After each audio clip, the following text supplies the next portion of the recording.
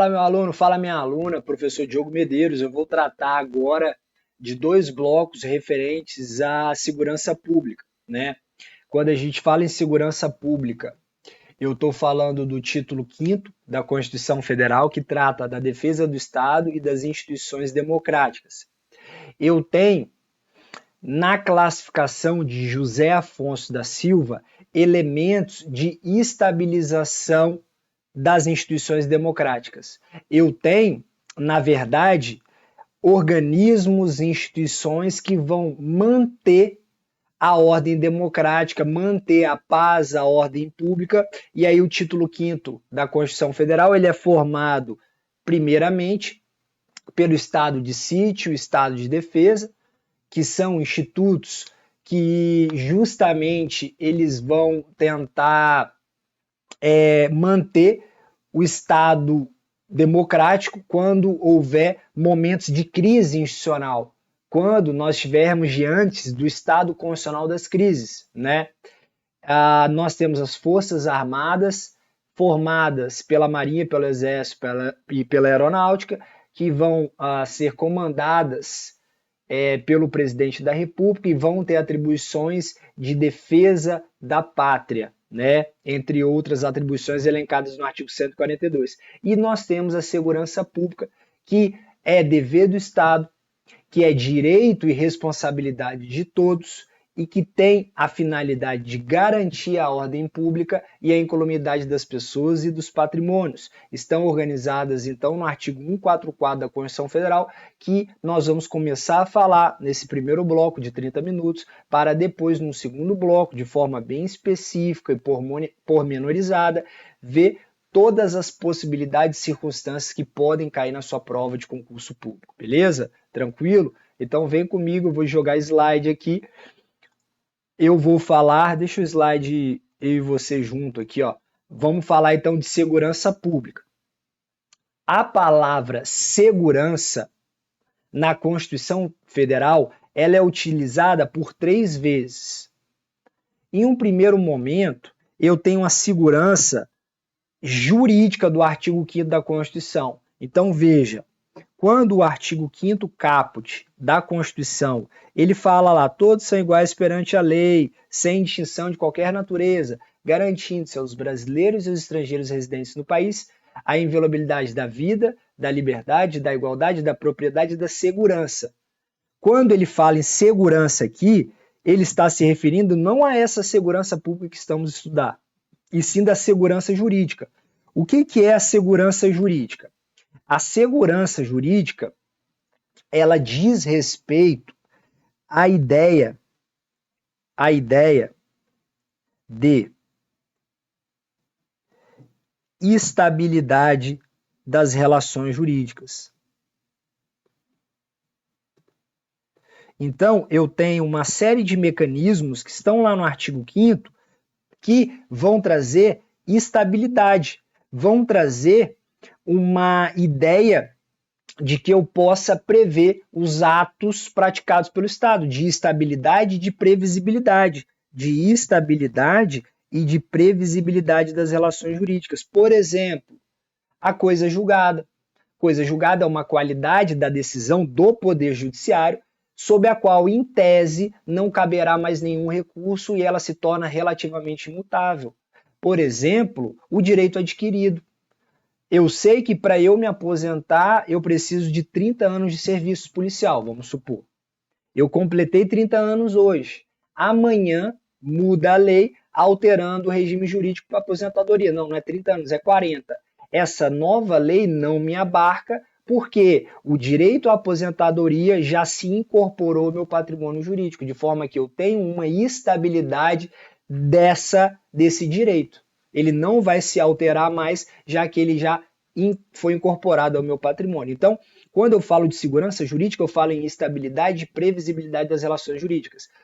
Um outro instrumento agora de previsibilidade das relações jurídicas. Eu sei, nos termos do artigo 5º, inciso 61 da Constituição, que eu só posso ser preso se eu praticar um crime em flagrante delito ou por ordem escrita e fundamentada da autoridade judiciária competente, salvo os casos lá de transgressão disciplinar militar e crime propriamente militar. Beleza? Então, a segurança do artigo 5º caput não tem nada a ver com a segurança pública. Tranquilo? E lá no artigo 6º, quando há menção à segurança, veja que o artigo 6º, ele trata dos direitos sociais. Aí eu tenho lá educação, moradia, proteção à maternidade e à infância, lazer, assistência aos desamparados, entre outros, e segurança. Quando há menção a essa segurança, há uma doutrina que vai falar que essa segurança é a segurança pública propriamente, de garantia da ordem pública e da incolumidade das pessoas e do patrimônio. Tem doutrina que vai falar que essa segurança é uma segurança social, como, por exemplo, pelo sistema de seguridade social, um conjunto integrado de ações de iniciativa do poder público e da sociedade que vão integrar e efetivar direitos relacionados à saúde, à previdência e assistência social, beleza? Mas, na prova, se você vê lá que a segurança do artigo 6º é considerada a segurança pública, está correto. Inclusive, pode marcar na prova que a segurança pública é um direito fundamental. É um direito fundamental. Beleza? Tem doutrina que entende que a segurança do artigo 6º é a segurança pública. Mas há doutrinadores que falam que essa segurança engloba a segurança social e também a segurança pública. Fechado? Olha só, você tem o caput do artigo 144 da Constituição, né, que traz, portanto, as finalidades da segurança pública, qual seja, deixa eu só apagar isso aqui para não ficar muito confuso, espera aí. Olha só, segurança pública é um direito fundamental, e aí a primeira menção é que a segurança pública é dever do Estado. Quando a Constituição fala que a segurança pública é dever do Estado, o Constituinte atribuiu à União, os Estados, propriamente dito, os Estados-membros, e o Distrito Federal, o dever de organização na segurança pública. A princípio, não foram atribuídos deveres aos municípios na segurança pública. Tanto é que a gente vai ver ao longo das aulas que não há um órgão de segurança pública municipal elencado no caput 144. Depois a gente vai discutir se a guarda municipal é ou não polícia. Mas originariamente esse dever de organizar a segurança pública é atribuída à União, Estados e Distrito Federal. Razão pela qual a gente tem as polícias, os órgãos de segurança pública pertencentes à União, ou seja, Polícia Federal, Polícia Rodoviária Federal, Polícia Ferroviária Federal e agora, em 2019, temos também as polícias penais. Tranquilo? Estados e Distrito Federal, a gente tem a Polícia Militar, a Polícia Civil, o Corpo de Bombeiro Militar e a Polícia Penal dos Estados e do Distrito Federal. São esses órgãos de segurança pública. Só que ela fala que a segurança pública é dever do Estado, mas também é direito e responsabilidade de todos. A sociedade em geral vai ter o dever também da segurança pública, é um dever cívico, é um dever do cidadão. Dever do Estado, direito e responsabilidade de todos. É um direito, é também uma responsabilidade de todos. Beleza? E as finalidades da segurança pública estão elencadas no caput 144. Ou seja, nós temos as seguintes finalidades: a garantia da ordem pública, e quando se fala em garantia da ordem pública, significa garantir a tranquilidade no meio social, garantir a paz social, garantir um estado de pacificação, garantir o estado contra aquilo que se entende por desordem, beleza? Garantir a ordem pública e a incolumidade, ou seja, a não afetação, a não violação de pessoas, e do patrimônio. Beleza, a gente só está lendo aqui o caput do 144, quando fala, então, das finalidades. E aí, dentro desses órgãos de segurança pública, de incumbência da União dos Estados do Distrito Federal, a gente tem uma divisão que a gente chama de Polícia de Segurança Pública. Por quê? Veja o seguinte, o que é o tal do poder de polícia? Quando eu falo em poder de polícia, num sentido administrativo, eu falo num poder estatal que se qualifica por uma conduta que vai frear, que vai restringir atos individuais em prol do interesse público. O artigo 78, depois se você quiser dar uma olhada, do Código Tributário Nacional, ele conceitua poder de polícia lá, justamente nessas ideias. Esse poder de polícia é diferente, ele é mais amplo do que o poder de polícia de segurança pública. Quando eu falo em poder de polícia administrativo, eu estudo isso em direito administrativo. Eu falo, inclusive, num ato da vigilância sanitária, um ato executório, que é uma qualidade do ato administrativo, uma característica do ato administrativo, que vai, por exemplo, interditar um restaurante que está violando normas sanitárias. É o exercício do poder de polícia administrativo. Quando você deixa de declarar o imposto de renda lá e a Receita Federal te multa, o auditor da Receita exerce poder de polícia administrativo. Quando um fiscal de posturas da prefeitura vai na praia e fala assim, aconteceu comigo esses dias, eu estava levando meu cachorrinho, eu tenho um Lulu da Pomerânia, né? Tem que ser muito macho para assumir que tem um Lulu da Pomerânia, né? É bonitinho demais o Lulu da Pomerânia. Tava passeando com o meu cachorrinho, o Lulu da Pomerânia, numa coleira rosinha, bem sexy, bem macho. E é uma fêmea ela. E aí eu tava na areia com ela. Só que, pô, tem uma placa lá que é proibido cães na areia da praia. Chegou um fiscal lá e falou: ó, não pode cachorro aqui, meu amigo, desculpa. Poder de polícia administrativamente daquele fiscal. Tranquilo? Que não tem nada a ver com poder de polícia de segurança pública.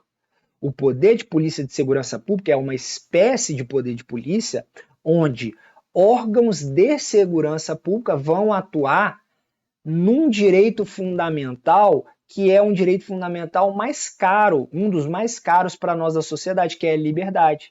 Onde esses órgãos de segurança pública, entre outras atribuições deverão, por exemplo, prender quem estiver praticando o crime em flagrante delito.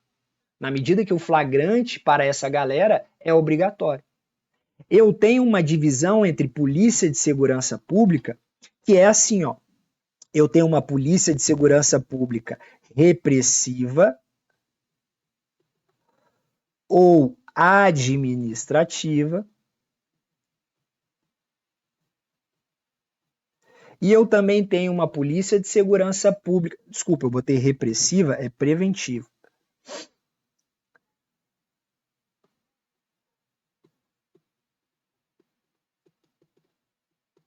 E eu tenho uma polícia de segurança pública repressiva, agora sim, ou judiciária. Então, há dois leques de atuação dos órgãos de segurança pública.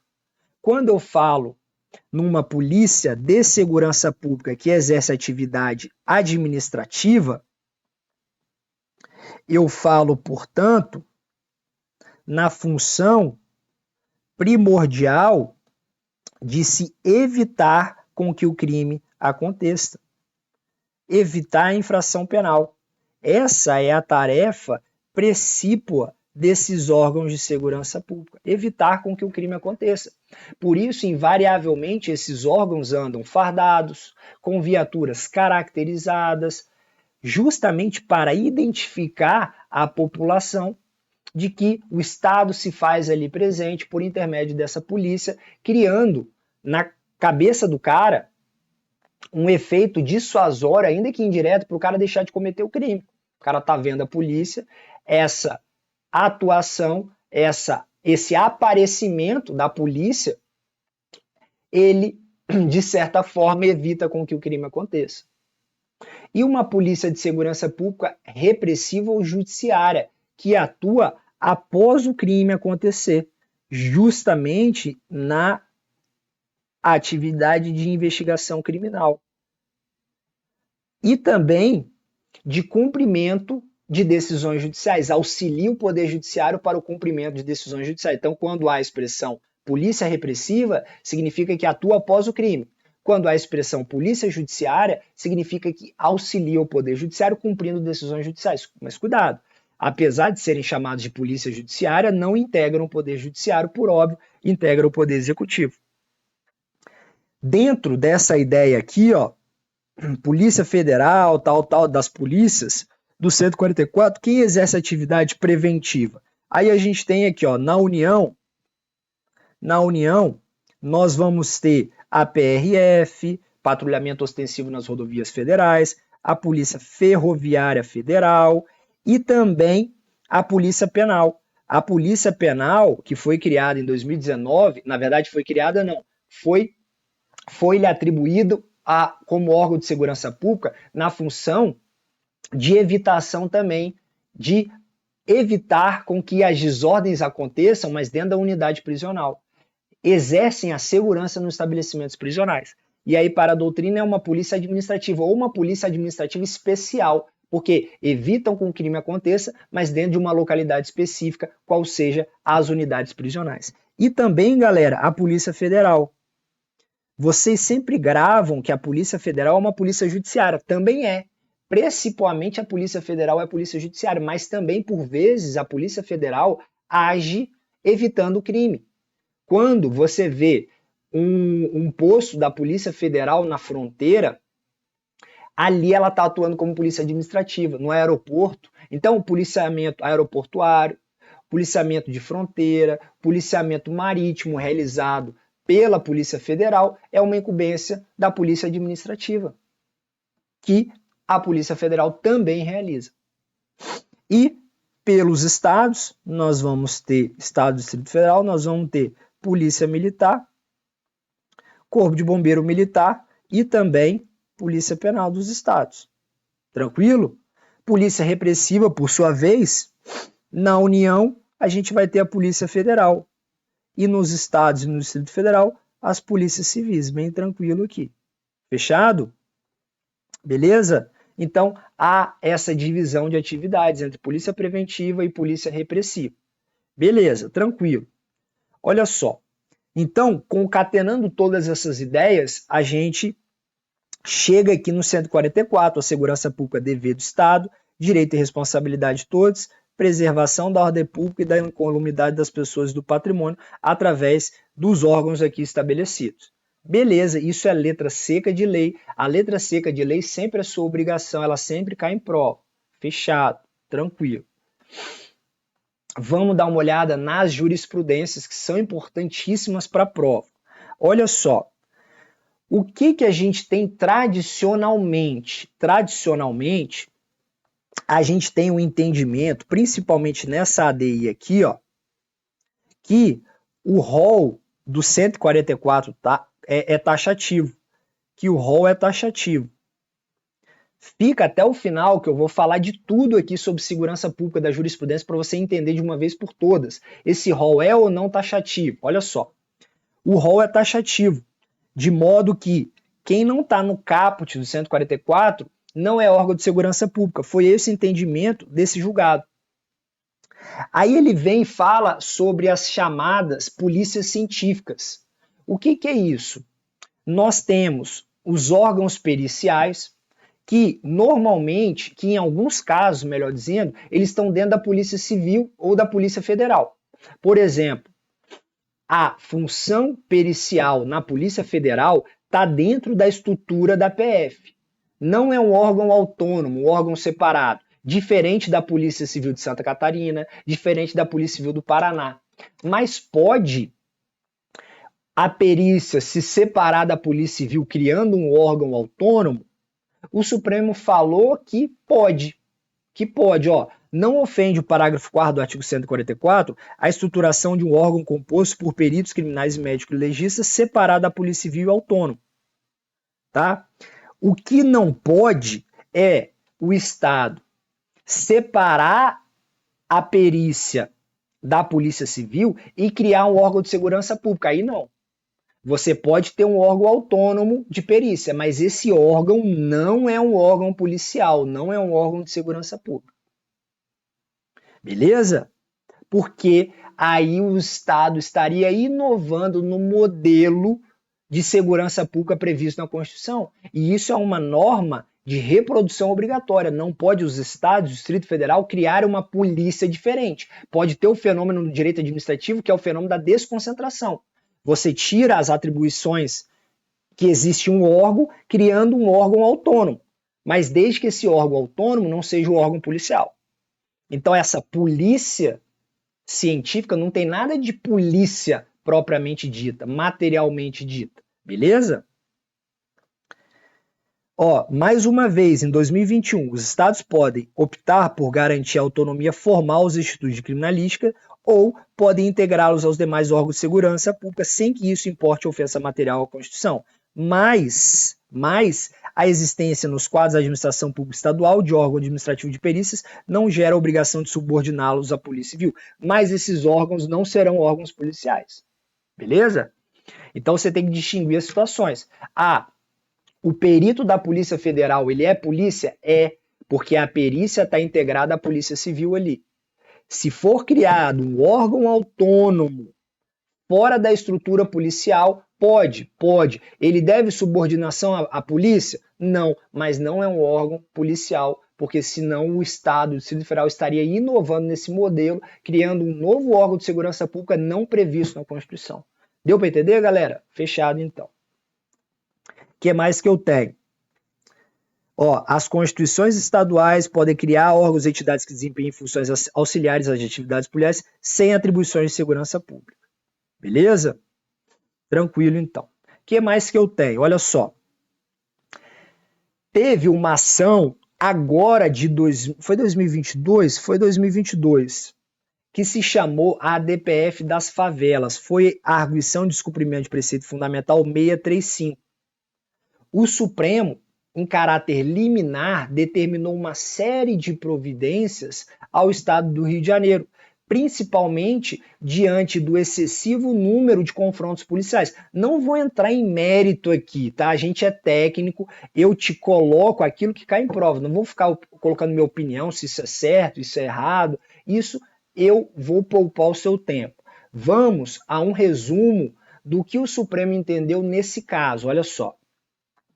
O Estado do Rio de Janeiro vai ter que elaborar e encaminhar ao Supremo, em 90 dias, um plano para a redução da letalidade policial e controle das violações aos direitos humanos pelas forças de segurança, que apresente medidas objetivas, cronogramas específicos e previsão dos recursos necessários para sua implementação. O emprego e a fiscalização da legalidade do uso da força devem ser feitos à luz dos princípios básicos sobre a utilização da força e das armas de fogo. É um documento internacional, isso aqui, se você joga no Google, tá lá, mas é bem basicão, é o óbvio, isso aí. Deve ser observada a proporcionalidade, a moderação, o uso da arma de fogo, vai ser feito em último caso, essas diretrizes aí. Deve ser criado um grupo de trabalho sobre a Polícia Cidadã no Observatório de Direitos Humanos, no CNJ.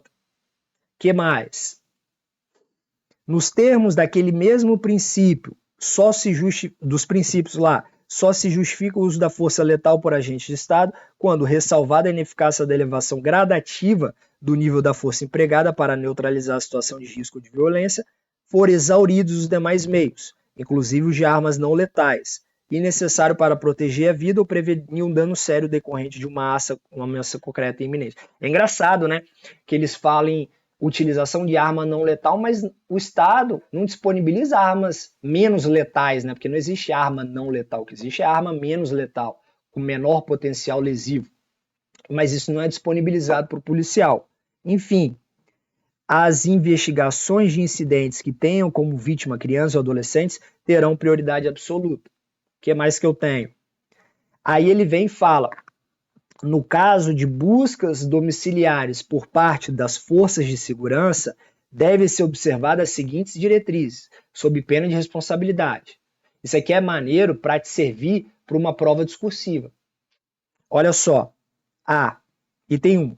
A diligência, no caso específico de cumprimento de mandado judicial, deve ser feita somente durante o dia, vedando-se assim o ingresso forçado a domicílio à noite. Pô, isso aqui nem precisava. Está no artigo 5º, inciso 11 da Constituição Federal, que me permite entrar na casa, né, em flagrante desastre ou para prestar socorro, independente do consentimento do morador, a qualquer hora do dia, independente de ordem judicial. Mas, para cumprir ordens judiciais, para cumprir mandados judiciais, só durante o dia. Então, nem precisava dessa parada.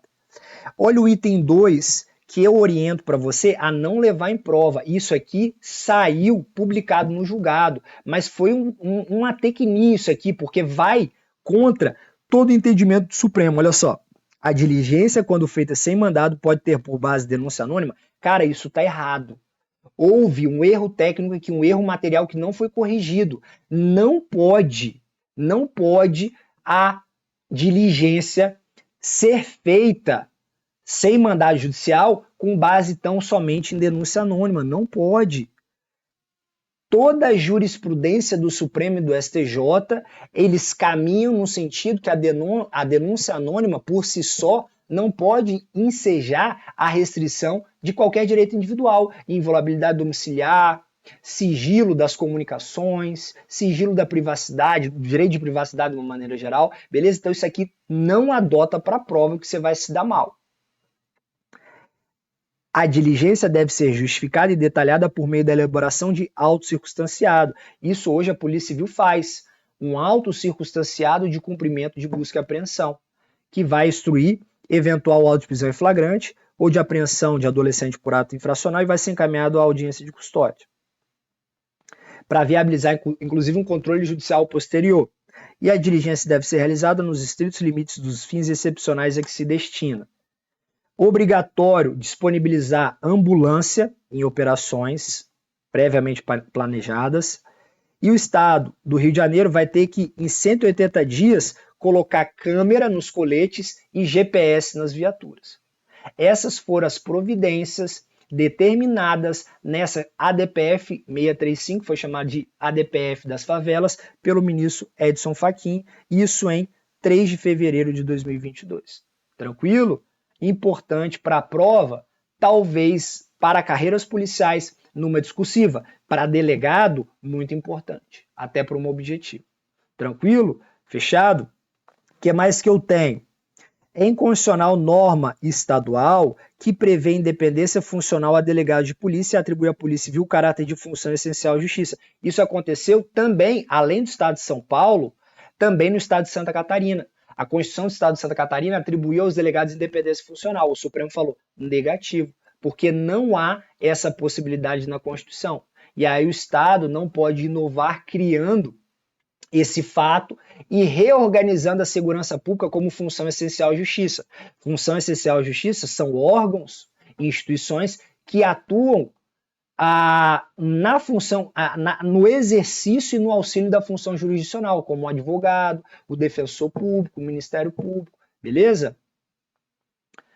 É inconstitucional o dispositivo da Constituição Federal que confere foro por prerrogativa de função no Tribunal de Justiça a procuradores, defensores e delegados de polícia.